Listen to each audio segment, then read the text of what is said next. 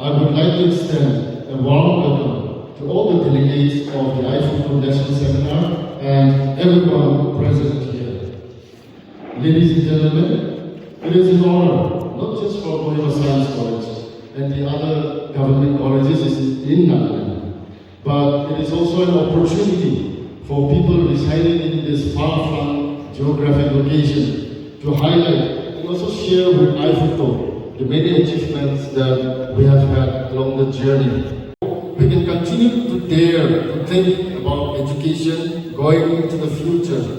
As we participate in the two-day national seminar, we will once again be reminded of the depth of our engagement and as much the prospects of our future endeavors. On this note, Kohima Science College Teachers Association wishes every AIFUCTO delegate and member a successful and a fruitful discussion, and hope that the ideas and discussions during this two-day seminar will contribute to the cause of quality higher education. Having the 61 years old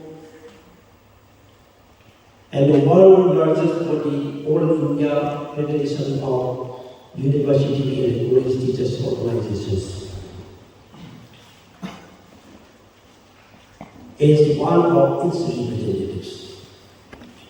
Of course, this is the biggest business body serving for the support of university and college teachers and for the advancement of higher education in particular and education as a whole in the country in general.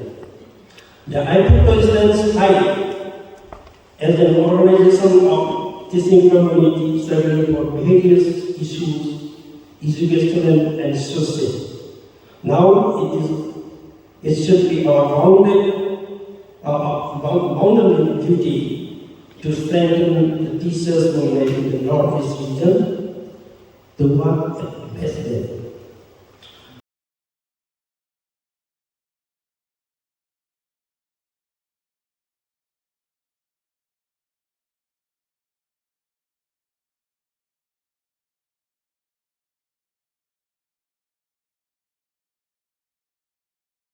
Since its foundation in 1962, AIFUCTO continues to commit itself to the values of Indian Constitution and recognizes the multicultural, multi-religious and multilingual identity of our nation. Friends, we are meeting here in an unprecedented national and international scenario detrimental to the long-cherished values and philosophy for which AIFUCTO has struggled.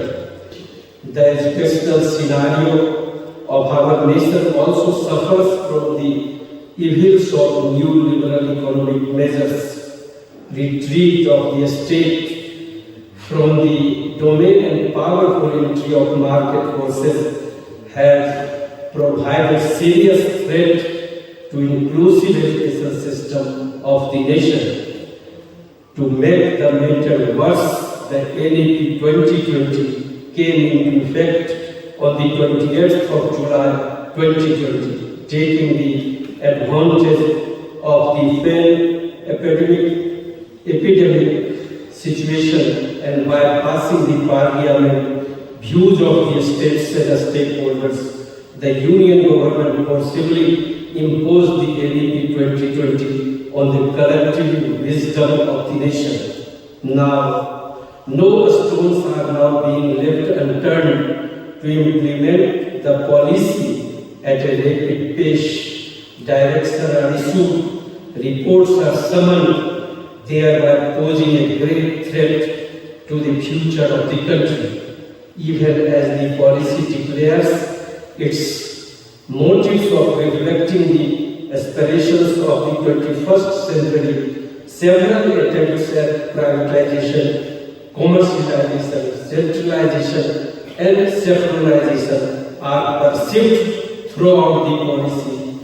Introduction of 4-year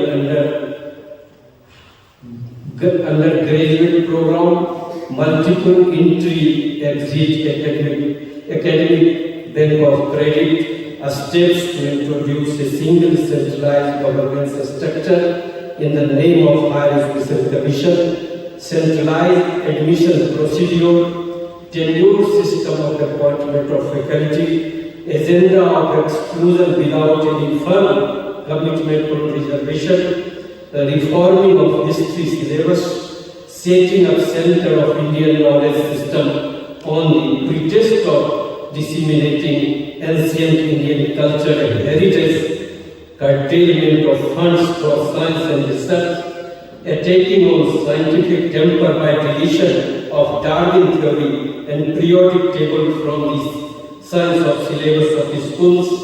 All these points to the fact that the lifelong efforts of our great important personalities and lessons of freedom struggle of our country, to achieve secular, scientific, democratic and inclusive education are being denied and disowned throughout the policy. The NEP 2020 reflects a great dream and reality contradiction, an instrument of hidden agenda of ideological domination, a strengthening of new liberal forces, consolidation of indigenous international capital, and negation of fundamental pillars of Indian constitution and directive principle of the state policy. Friends, I want to focus why AIFUCTO opposes NEP 2020 from the very beginning. You should note it that it is against the basic structure of our constitution and its values rooted in the freedom movement. Denial of democratic debate and a statutory path of parliamentary scrutiny and discussions. NEP 2020 is the only education policy since independence that has neither been subjected to the public debate nor placed before the parliament or even scrutinized by the Departmental Parliamentary Committee on Education. It is shocking that it was approved by merely through the internal process of cabinet approval. I am sorry to say that the so-called public consultation was separately confined to certain ideology related to NAGPUR. Friends, NEP 2020 poses the grave challenges to the state-funded, time-tested structure, and it is against the federal structure of our constitution. It is to note that in the history of independent India, no policy other than NEP 2020 has been rejected outright by multiple people's organizations, including students, youth, school, college, and university teachers in various states and union territories. I am shocked to inform you that since the announcement of this policy from July 2020, the Union of India aggressively trying to impose the policy and adopting various means to implement its features. Under NEP 2020, the Union has become sole regulatory authority and policy directions are being issued by the agencies of the central government. The state government has been reduced to only an implementing agency. In 1976, through 42nd Amendment, education was shifted from a state to concurrent list. It becomes more regressive after moving to concurrent list. Private players were encouraged. NEP 2020 is designed to establish total centralization of authority, which is neither good for people nor for the future of India's democracy.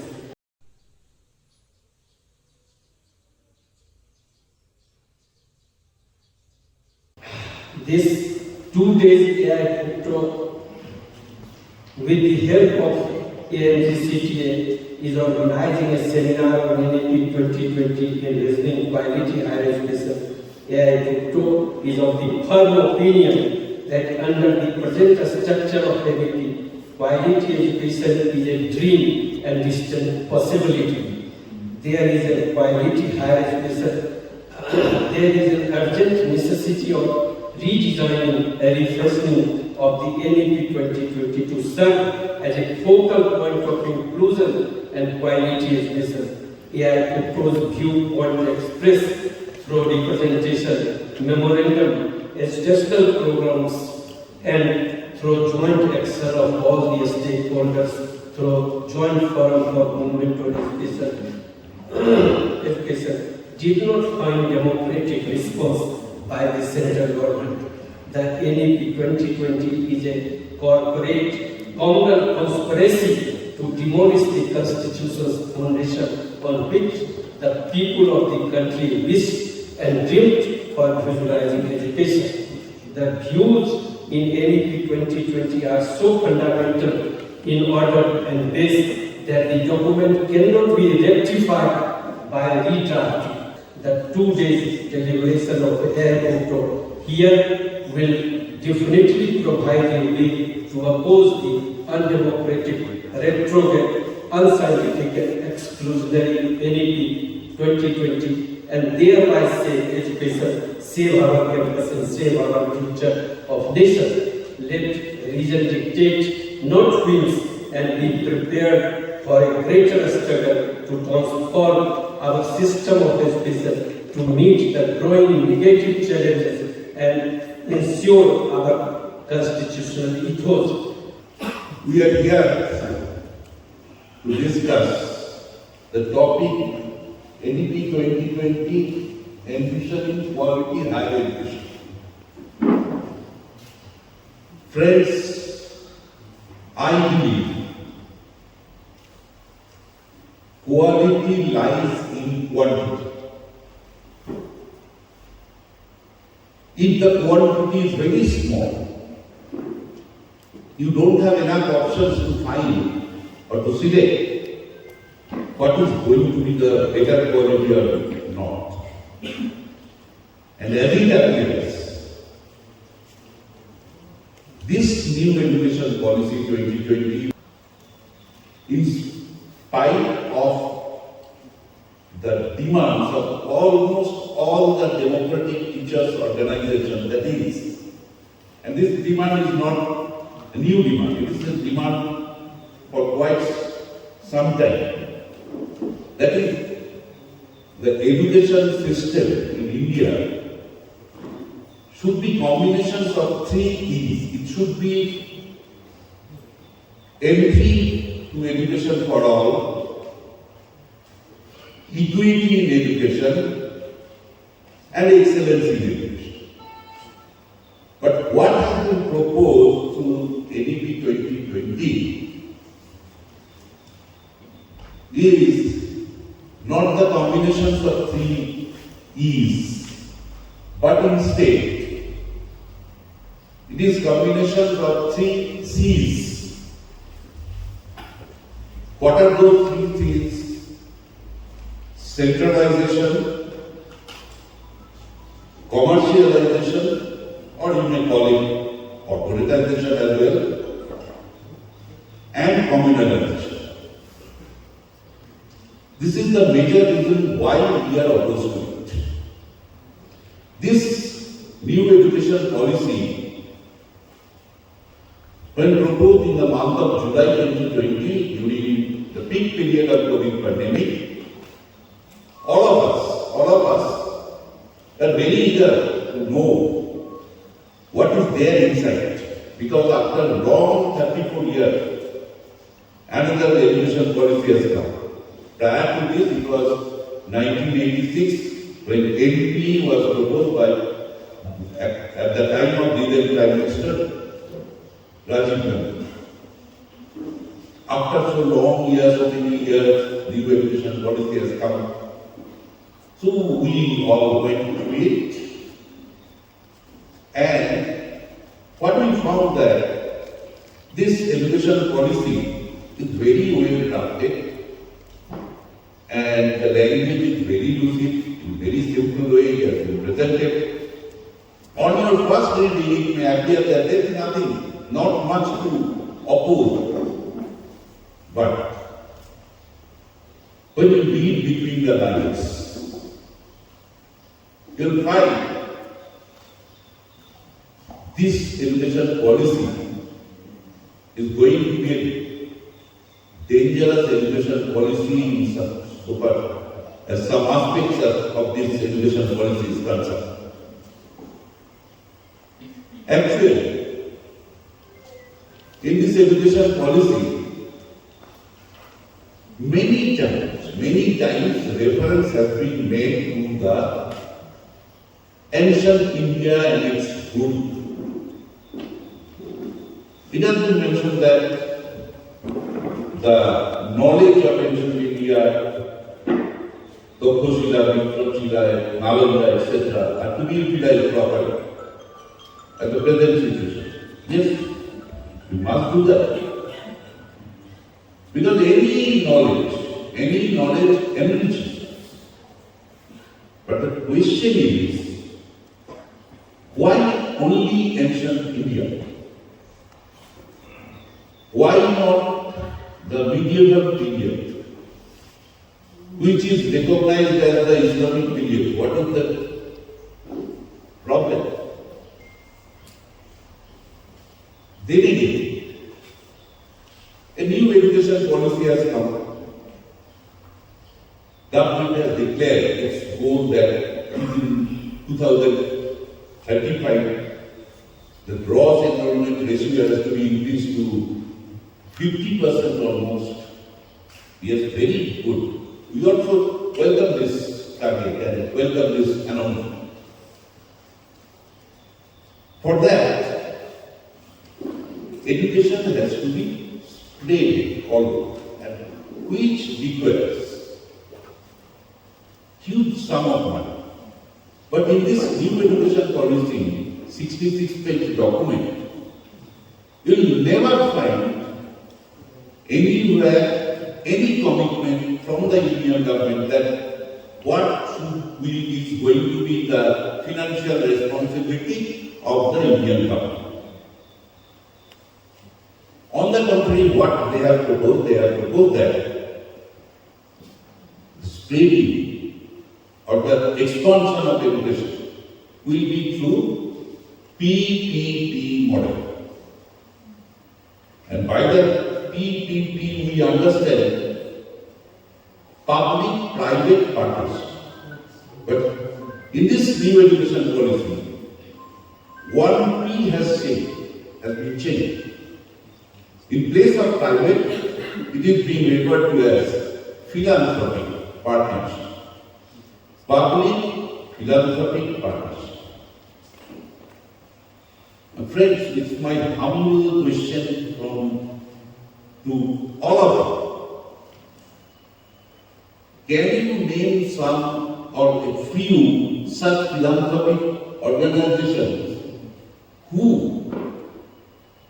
without considering their profits, will invest money for the expansion of education in the country? Just compare the fees in any public funded educational institution vis-a-vis in any private institution. You will very easily understand the difference.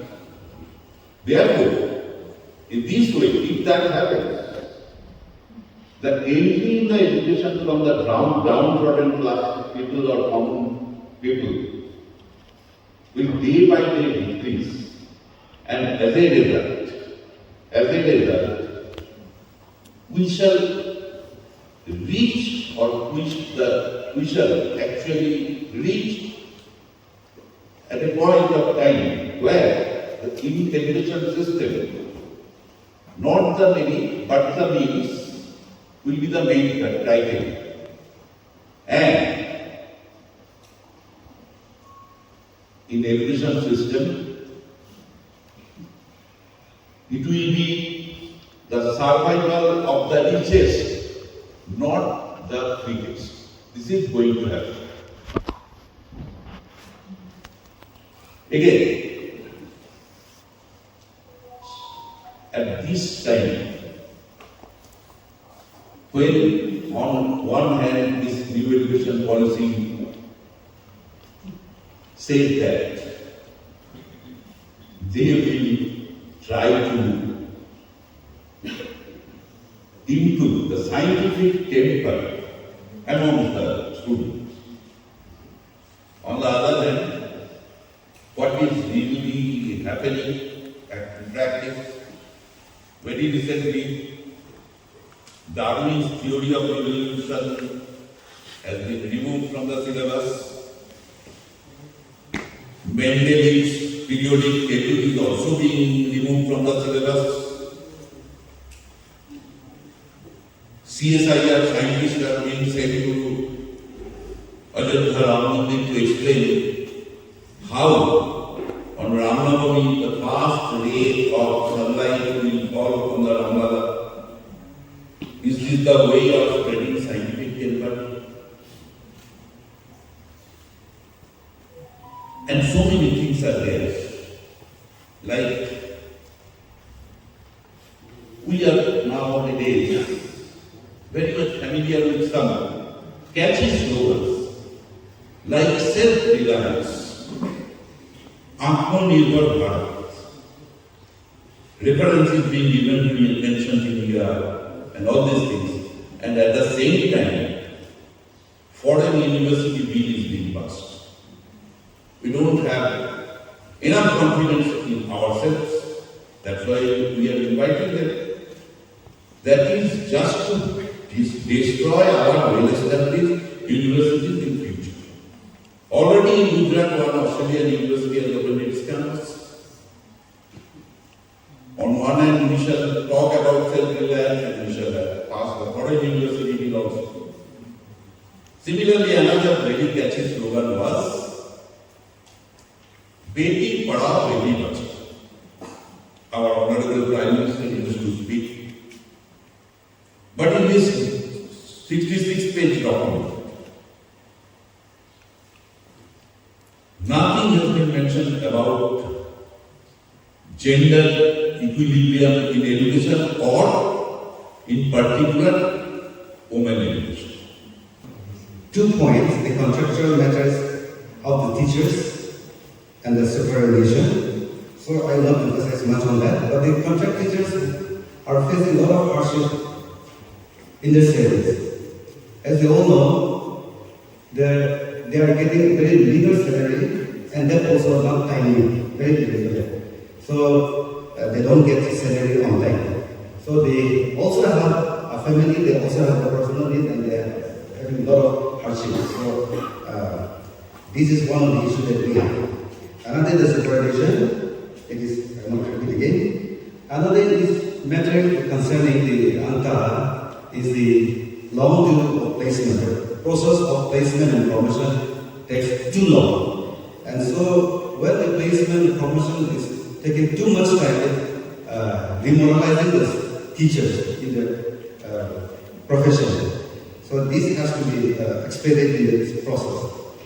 And the Nagaland University, we have introduced the CBCS course last year, and we have faced a lot of shortages of teachers in many colleges. And so the proper recruitment system, the academics and the infrastructure system, it has to coordinate in order to take forward our higher education to a higher level. And the upgradation of the UG colleges, it must be taken on priority basis.